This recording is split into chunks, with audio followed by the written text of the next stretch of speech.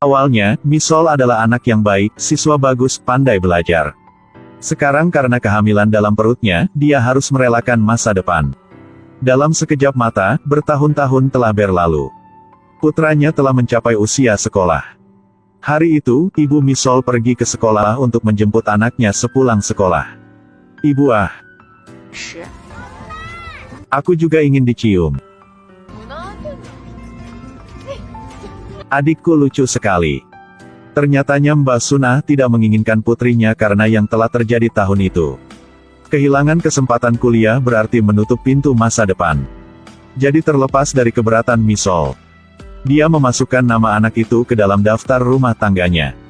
Karena itu selama ini di depan putranya, Misol hidup di bawah status kakak perempuan Yang Wong. Pada tahun itu, setelah melahirkan, butuh 3 tahun untuk berhasil masuk ke universitas. Meskipun universitas itu hanya jenis C. Tapi setidaknya ketika dia keluar, dia masih bisa mengatakan bahwa dia lulus dari perguruan tinggi. Tapi karena belajar 3 tahun lebih lambat dari teman sekelasnya, jadi tidak mudah baginya untuk mendapatkan pekerjaan. Terdekat kali dia meminta wawancara posisi penyiar. Biasanya untuk membantu biaya hidup di keluarga ibunya. Dia tidak keberatan bekerja lembur, di siang hari dia mengantarkan susu. Di malam hari, dia bekerja sebagai pelayan di toko barbek. Jika ibunya menelepon dia akan berbohong bahwa dia sedang belajar di perpustakaan. Tapi siapa sangka melakukan pekerjaan bergaji rendah ini. Hanya karena dia pergi menjemput adik laki-lakinya, dia terlambat bekerja suatu hari dan gajinya dipotong.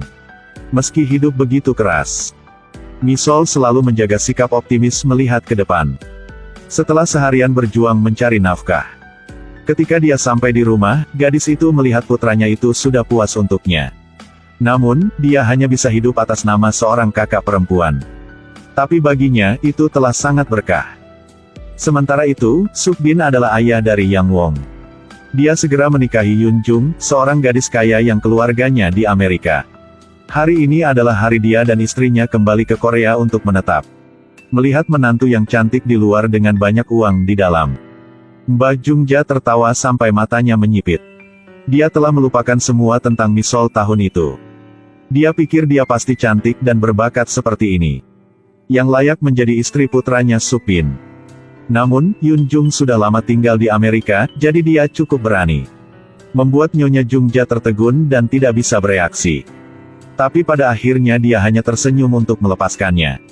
Karena dia tahu latar belakang keluarganya adalah umum. Ketika anaknya menikah dengan Yun Jung, itu juga dianggap sebagai parasit di cabang yang tinggi. Sebenarnya rumah Mbak Jungja sama sekali tidak kaya. Bertahun-tahun itu telah tinggal di rumah pamannya. Dan paman tertua sebenarnya hanya menantu tinggal di keluarga istri Kang dia. Tapi di luar dugaan, Putri Bukang mengalami kecelakaan dan meninggal mendadak. Tinggalkan suaminya Jin Guk sendiri. Dia ingin tidak terlalu kesepian di rumah. Jadi telah setuju untuk membiarkan Jin Guk menjemput keluarga adiknya untuk tinggal bersama. Kedua bersaudara itu bekerja di perusahaan Mes Kang. Keduanya adalah orang yang jujur, jadi memiliki rasa terima kasih yang besar kepada ketua Kang. Hanya Bai Jungja yang siang dan malam lapar akan warisan mereka. Sudah jelas bahwa dia bahkan bukan kerabat darah. Tetapi dia berani berpikir Mbak Nyonya Kang tidak memiliki anak. Jadi setelah ini semua aset akan dipegang oleh Suk Bin. Suk Bin baru saja pulang dan memutuskan untuk segera pergi ke perusahaan Bukang untuk bekerja. Tuan Jin Guk mendengar itu dan berkata bahwa kaum muda harus lebih aktif untuk mendapatkan lebih banyak pengalaman. Jika Suk Bin datang untuk bekerja, itu kehormatan perusahaan Kang. Meskipun kamu seorang cucu, kamu tidak dapat melewati pintu belakangnya. Kamu masih harus lulus wawancara untuk masuk ke perusahaan. Ya, aku akan melakukannya. Ujian untuk apa? Seharusnya mengatur posisi kepala departemen untuknya. Bai Jungja duduk di sebelahnya dengan pemikiran seperti itu. Setelah bertahun-tahun, dia masih melayani dan mengurus Presiden Kang. Namun, itu hanya disengaja untuk keuntungan. Jadi dia mencoba yang terbaik untuk menyanjung Mbak Kang. Dia akhirnya berhasil meyakinkan Mbak Kang. Biarkan Suk Bin diterjunkan ke posisi kepala departemen perencanaan. Jungja senang berpikir bahwa dia akan menikmati keuntungan. Tidak menyangka dunia ini begitu kecil. Ketika dia pergi ke supermarket, dia bertemu seseorang yang dia kenal bertahun-tahun yang lalu. Dia segera mengenali bahwa orang yang berdiri di dekatnya adalah Ibu Misol. Dia langsung panik dan tidak menyangka akan menemukan mereka di sini. Dia takut rumah Misol akan mengganggu kehidupannya yang damai. Takut anaknya akan tahu yang sebenarnya. Dia bahkan mencoba keras untuk menemukan alamat putra Misol. Persis seperti Sukbin ketika dia masih kecil. Dia benar-benar berani melahirkan. Apa yang harus saya lakukan sekarang? Jungja. Sunaha. Ibu.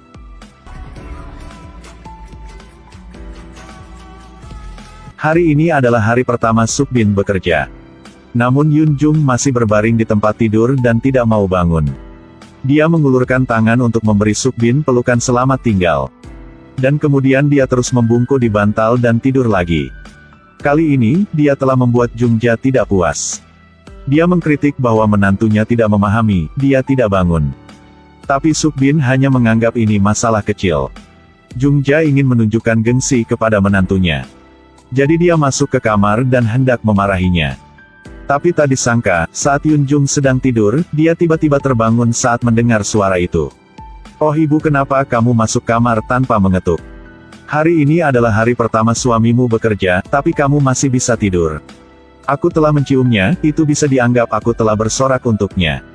Kamu udah melakukan hal besar sekali ya. Oh ibu, kamu membuat ini untukku setiap hari ya. Rasanya enak banget. Karena sejak kecil hingga dewasa tinggal di Amerika jadi sekarang begitu ya. Mengapa tidak takut sama sekali pada ibu mertua?" Dia bertemu Yun Jung yang tidak bersalah dan suka diemong. Dia tidak perlu berusaha keras untuk mengalahkan Jungja. Jadi dia tidak bisa bilang kata keluhan apapun lagi. Dia hanya bisa memaksakan senyum untuk menelan kemarahan ini dan menghitungnya nanti. Tapi ketika dia pergi menemui teman-temannya, dia penuh pujian untuk menantunya. Cantik, kaya, tapi juga sangat sayang putranya. Meninggalkan semua keluarganya di AS untuk kembali ke Korea untuk menetap dengan Sukbin. Teman-temannya semua mengaguminya setelah mendengarkannya. Jungja pikir hari-hari berikutnya akan berlalu begitu saja. Tapi tak disangka, hari pertama Sukbin bekerja. Dia kebetulan bertemu Misol di jalan. Dia sekarang telah terbang ke cabang yang tinggi. Sementara Misol sedang memakai rok pendek. Iklan menari murah di jalan. Sukbin dalam perjalanan kembali ke perusahaan. Di kepalanya hanya gambar Misol tadi. Dia bergegas kembali ke tempat dia bekerja tetapi dia sudah pergi. Sukbin sedang hendak menyerah. Lalu tiba-tiba dia menemukan Misol sedang di seberang jalan. Sukbin dengan tidak sabar mengejarnya. Berlari melalui beberapa jalan tetapi masih tidak bisa mengikuti Misol. Mungkin Tuhan memaksudkan mereka berdua kehilangan satu sama lain untuk selamanya. Dia memikirkan perilakunya yang tercela tahun itu. Dia merasa sangat bersalah karena meninggalkan Misol saat dia hamil. Dia dalam pikiran itu jadi dia telah lupa berkencan dengan Yun Jung. Dia menunggu sudah lama tapi suaminya tidak kembali, dia langsung marah pada Sukbin. Perusahaan memiliki bisnis yang mendesak, mohon maafkanku ya sayang. Kamu juga seperti itu ketika di Amerika, mengapa kamu selalu membuatku menunggu? Tidak akan ada waktu berikutnya, jangan marah sayang. Sejujurnya aku tidak mengerti mengapa aku harus selalu melepaskan semua kesalahanmu. Yun Jung sekali lagi memaafkan sikap suaminya. Tapi dia tidak tahu bahwa hati Sukbin tidak pernah menjadi miliknya. Sementara Misol masih di sini bekerja keras untuk membesarkan anaknya. Hari itu Yang Wong mengompol membuat Sun Ah sangat marah. Meskipun dia sangat sayang Misol yang belum menikah tetapi memiliki anak. Tapi dengan anak ini dia tidak bisa menyukainya. Karena Yang Wong. Makanya karir Misol hancur. Ketika dia sampai di rumah, dia melihat ibunya memukuli cucunya, jadi dia bergegas masuk. Baginya, Yang Wong adalah seluruh hidupnya. Jika dia melakukan sesuatu yang salah, dia tidak akan berani memutarnya. Dia bercanda menghibur Yang Wong menjadi senang lagi. Dia sedih karena dia tidak mengerti mengapa ibu bersikap dingin padanya. Dia merasa kakaknya lebih seperti ibunya. Setelah mendengar itu, dia dengan cepat tertawa dan berubah topik. Dia tidak berani mengakui bahwa dia adalah ibu dari anak laki-laki itu. Di malam hari, dia memeluk putranya dengan erat dan patah hati. Keesokan harinya dia pergi bekerja lagi. Tak disangka, dalam perjalanan mengantarkan susu, dia bertemu dengan seorang pencuri. Dia tidak ragu-ragu untuk mengambil sapu. Gunakannya untuk mengalahkan orang itu. Pada akhirnya mereka berdua diundang ke kantor polisi.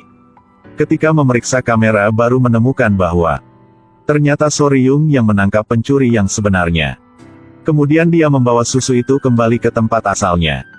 Misol sangat pemalu sehingga dia tidak bisa menyembunyikan wajahnya di mana. Sayangnya dia merusak komputer Soryung juga. Bajunya juga sobek. Total biaya kompensasi adalah 9,000 ribu won. Dia buru-buru meminta maaf. Seorang siswa yang baru saja lulus dari universitas. Lebih dari itu, dia membesarkan seorang anak. Orang seperti dia benar-benar tidak tahu dari mana mendapatkan uang. Dia segera meminta Soryung untuk membiarkannya bekerja untuk melunasi hutangnya. Nasib mereka berdua dimulai di sini. Tidak menyangka Soryung adalah anak dari guru Misol. Tuhan benar-benar tahu bagaimana mengolok-olok orang. Kamu belum sarapan, bawalah, pelan-pelan. Dengan tergesa-gesa, banyak hal bisa terjadi. Nak, atau tolong mohon untuk datang terlambat. Iya, aku sudah tahu. Kamu bawanya pergi. Putramu telah tumbuh begitu besar, masih mengkhawatirkan begitu banyak. Nah, jangan menjadi guru lagi, ikuti saja dia.